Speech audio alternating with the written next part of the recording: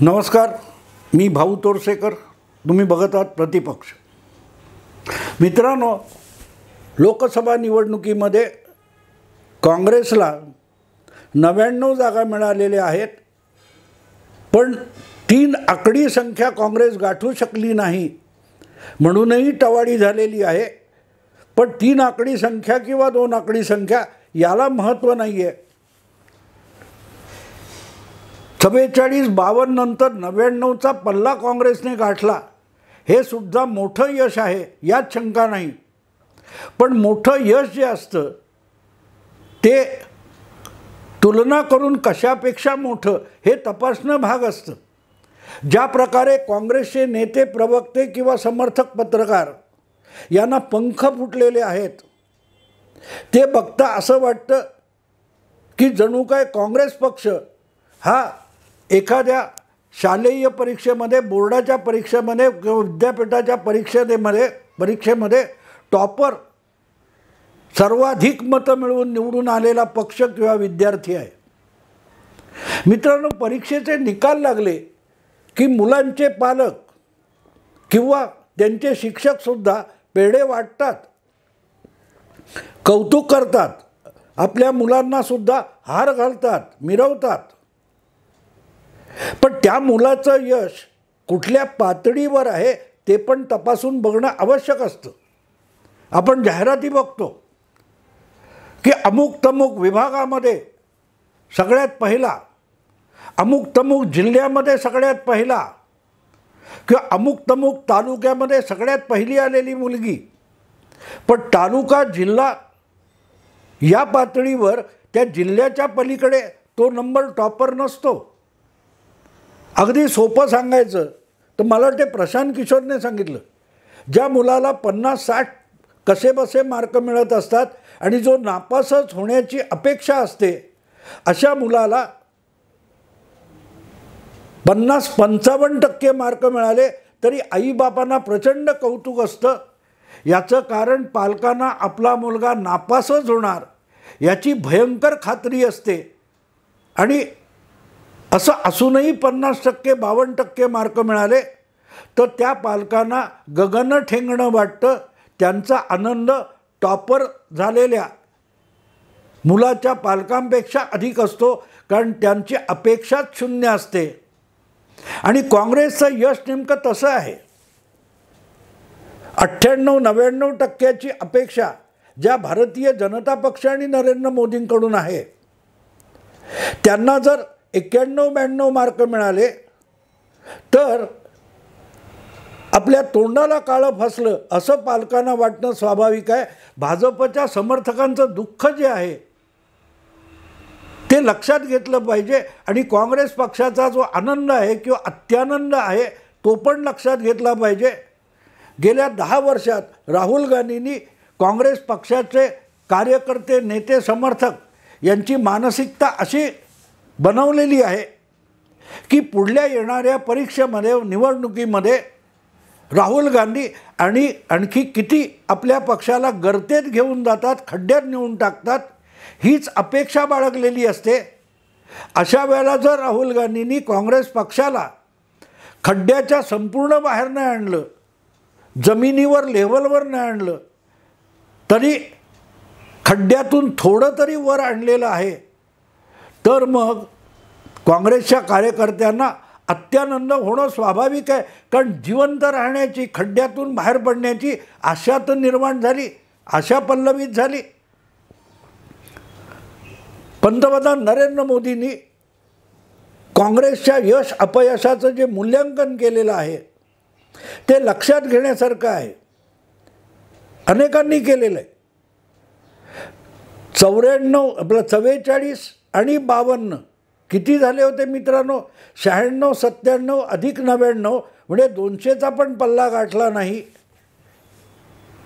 3 निवडणुका मिळून काँग्रेस पक्षाला 3 लोकसभा, 16, 17, 18 या 3 लोकसभा निवडणुका मिळून काँग्रेस पक्षाला 200चा पल्ला गाठता आला नाही.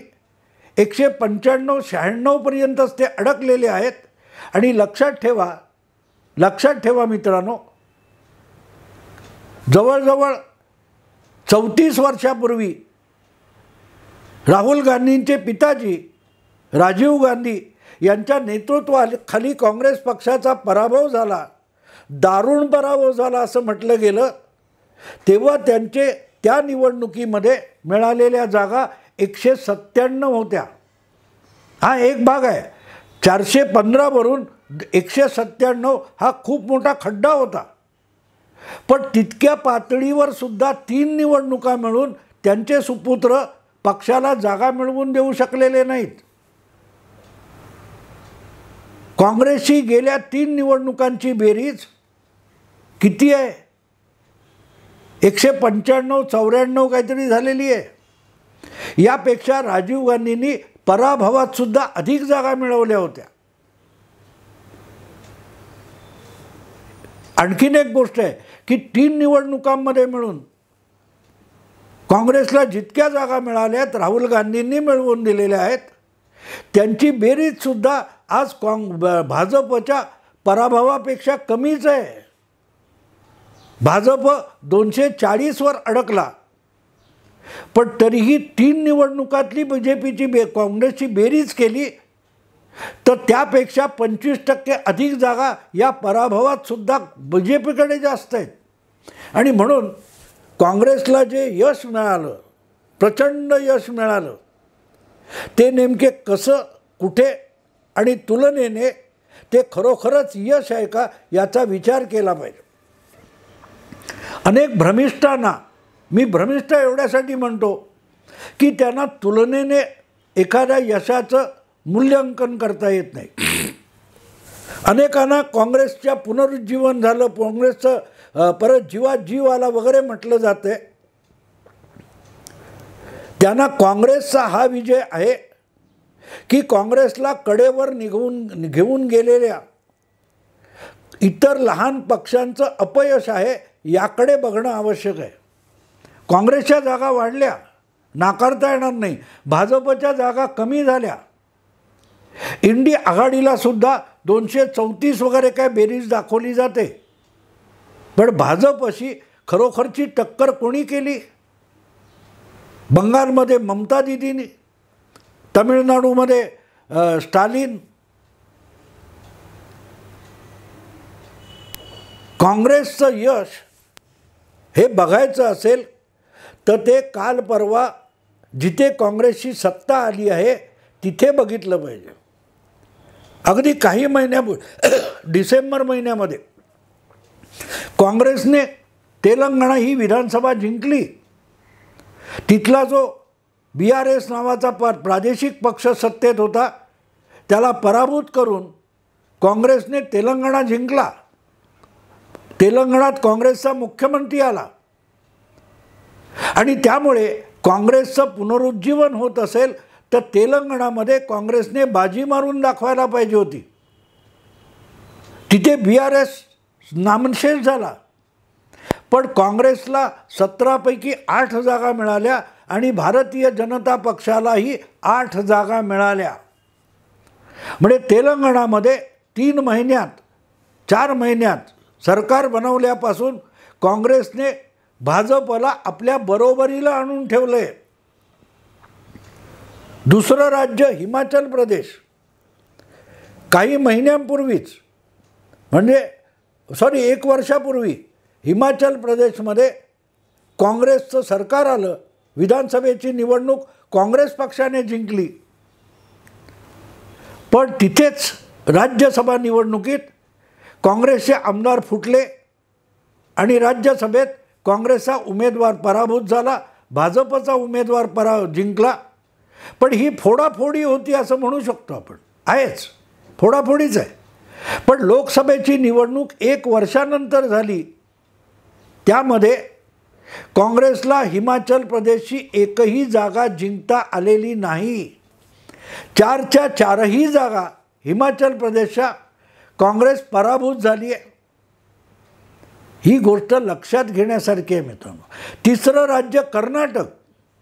कर्नाटकमध्ये सुद्धा 1 वर्षापूर्वी झालेल्या विधानसभा निवडणुकीत भाजपचा पराभव करून निर्णायक प्रचंड बहुमताने काँग्रेसचं सरकार सत्तेत आलं. काँग्रेसचं सरकार सत्तेत आलं, पण तिथे काँग्रेस काय करू शकली? ज्या कर्नाटकात काँग्रेसचं सरकार आहे तिथे ज्या 28 जागा आहेत त्यापैकी बहुसंख्य जागा तरी काँग्रेस जिंकू शकली आहे का? नाही मित्रांनो.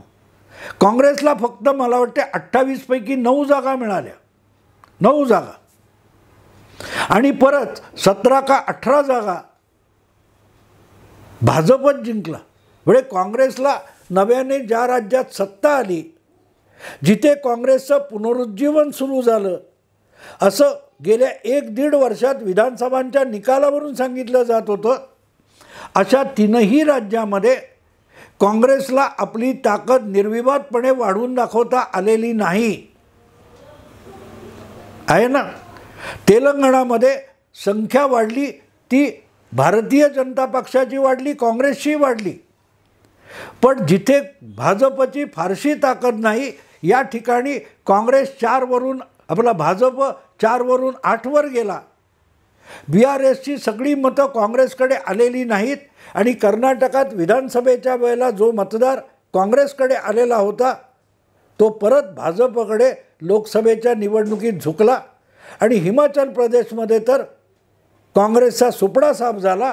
म्हणजे ज्या 3 राज्यात विधानसभेत काँग्रेसने बाजी मारली होती त्या 3ही राज्यामध्ये काँग्रेसचं पुनरुज्जीवन झालेलं नाही, याचा सगळ्यात सबळ पुरावा या लोकसभा निवडणुकीत मतदाराने दिलेला आहे. आता आपण दुसरीकडे बघू. उत्तर प्रदेशमध्ये काँग्रेसला चांगलं यश मिळालं असं म्हणता येईल. जिथे एकच खासदार होता रायबरेलीचा, तिथे काँग्रेसचे 6 खासदार झालेत, पण तिथे काँग्रेस पक्ष समाजवादी अखिलेशच्या कडेवर बसलेला पक्ष होता. 80 पैकी फक्त 16 जागा, 80 पैकी फक्त 16 जागा काँग्रेसच्या वाट्याला आल्या होत्या आणि त्यातसुद्धा काँग्रेसने फक्त 6 जागा जिंकल्या, 6 जागा जिंकल्या.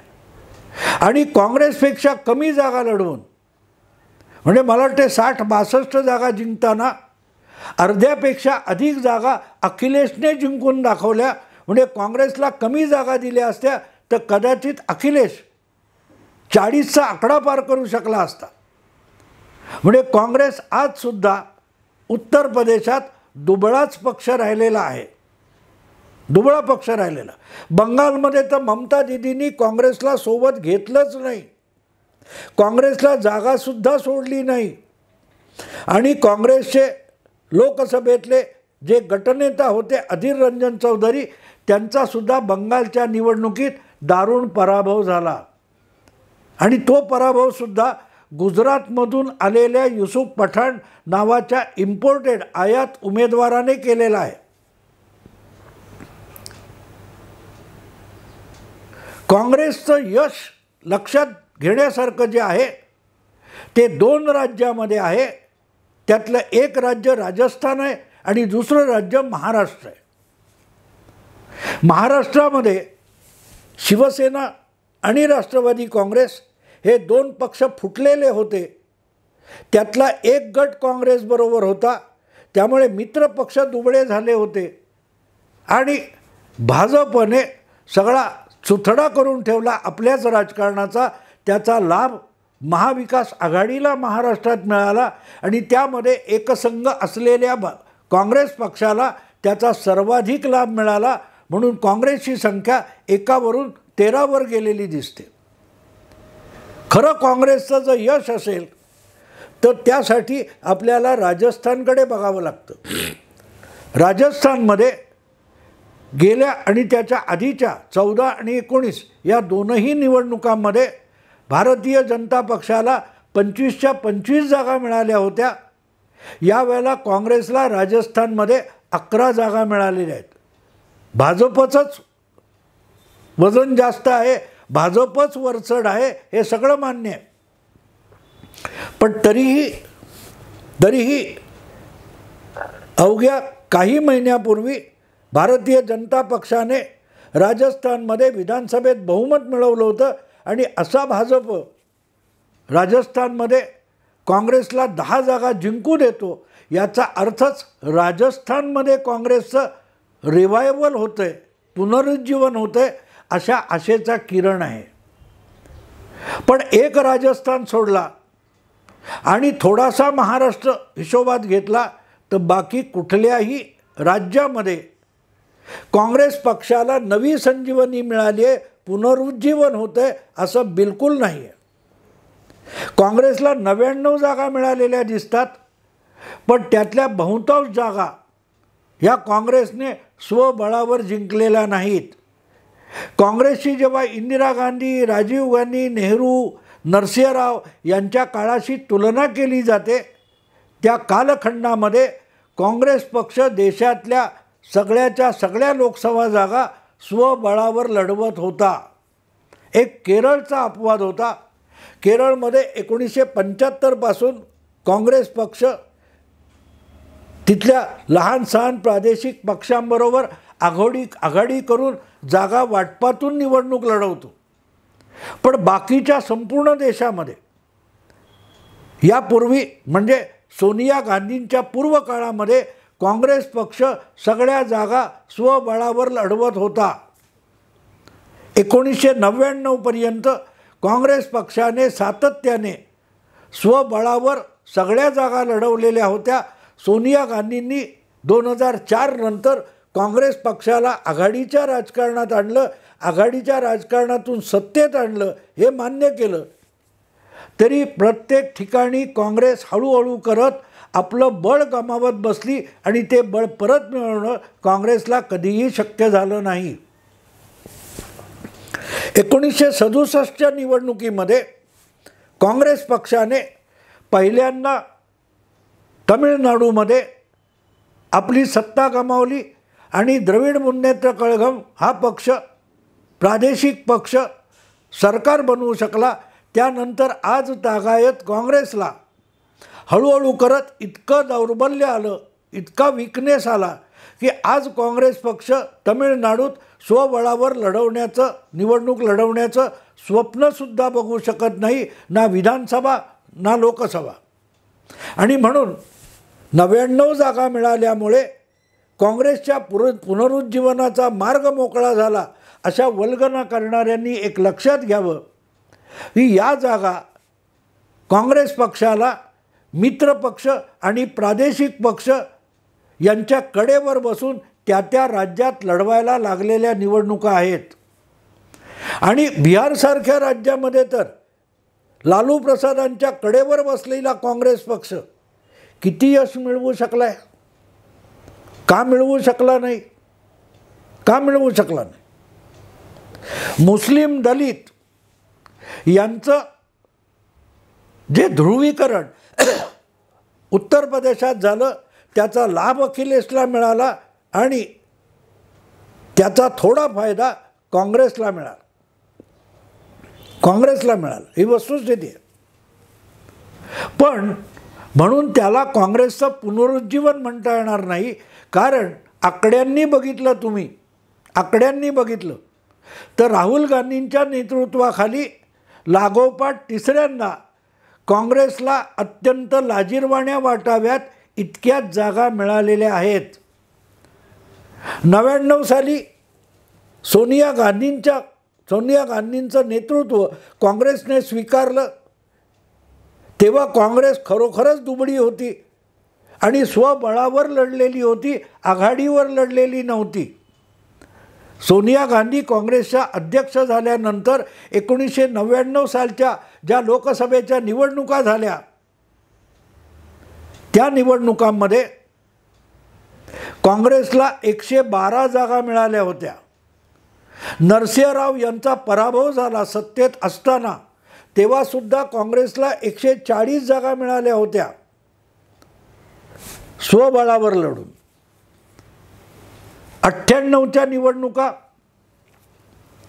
सीताराम केसरी या दुबळ्या नेत्याच्या नेतृत्वाखाली लढल्या गेल्या, तेव्हाही काँग्रेसला 141 जागा मिळाल्या होत्या. म्हणजे सोनिया गांधी, सीताराम केसरी, नरसिंहराव यांच्या नेतृत्वाखाली काँग्रेसने स्वबळावर निवडणुका लढवल्या, तरीही 112, 140, 141 जागा मिळालेल्या होत्या. राहुल गांधींच्या नेतृत्वाखाली काँग्रेस गेल्या 3 निवडणुका आघाडी म्हणून लढतोय, मित्र पक्षांची जागा वाटप करून लढतोय. तरीही लागोपाठ 3 निवडणुका काँग्रेस पक्षाला अत्यंत लाजिरवाण्या वाटाव्या इतक्याच जागा जिंकता आलेल्या आहेत. काँग्रेसचे सगळ्यात 3 लाजिरवाणे पराभव 2014, 2019 आणि 2024 झालेले आहेत. याला पुनरुज्जीवन म्हणायचं असेल तर जरूर म्हणावं, पण मग आपल्याकडे मराठीमध्ये म्हणतात ना, जीवावर बेतलं आणि शेपटावर निभावलं. काय म्हणतात? जीवावर बेतलं आणि शेपटावर निभावलं. म्हणजे शेपूट तुटली पण जीव वाचला. काँग्रेसचे हे 3 दारुण पराभव आहेत. त्यामध्ये काँग्रेसचा आकडा 99 पर्यंत आला. याला शेपटावर निभावलं असं म्हणता येईल. कारण रायबरेलीत सुद्धा राहुल गांधींचा पराभव होईल असं म्हटलं जात होतं. अशा वेळेला काँग्रेसला 6 जागा उत्तर प्रदेशात आणि देशभर 99 जागा मिळणं हे शेपटावर निभावलेलं आहे. काँग्रेस पुनरुज्जीवनाची कुठचीही चाहूल यात नाही. हां, काँग्रेस अभी जिंदा है एवढंच मतदाराने सांगितलं किंवा कबूल केलं, पण काँग्रेस लढण्याच्या स्थितीत आहे असा या निकालांचा अर्थ कुठूनही होऊ शकत नाही. पुनरुज्जीवन, संघर्ष हे शब्द आहेत, पण त्याचा आशय या निकालामध्ये कुठेही दिसत नाही. हे लक्षात घेतलं पाहिजे. आणि राहुल गांधी आहेत तोपर्यंत काँग्रेसचं पुनरुज्जीवन बिलकुल शक्य नाही, बिलकुल शक्य नाही. आणि म्हणूनच हे आकडे जे एकत्रित सांगितले जातात आणि आकड्यांचा जो गोंधळ, दृष्टीभ्रम तयार केला जातो, तो तुम्हाला समजावून सांगण्यासाठीच हा विषय केला. आवडला असेल लाईक करा, शेअर करा, सबस्क्राईब करा. नमस्कार.